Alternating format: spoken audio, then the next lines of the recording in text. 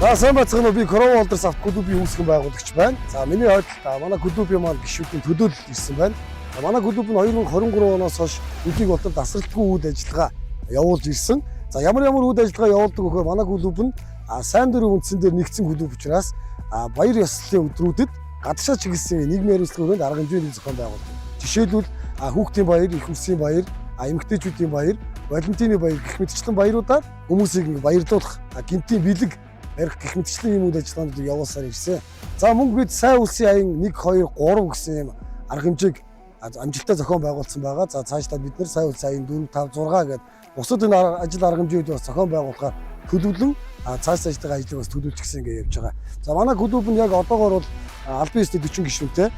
Бусад бас дагагч бол нэг 600 орчим дагагчтай.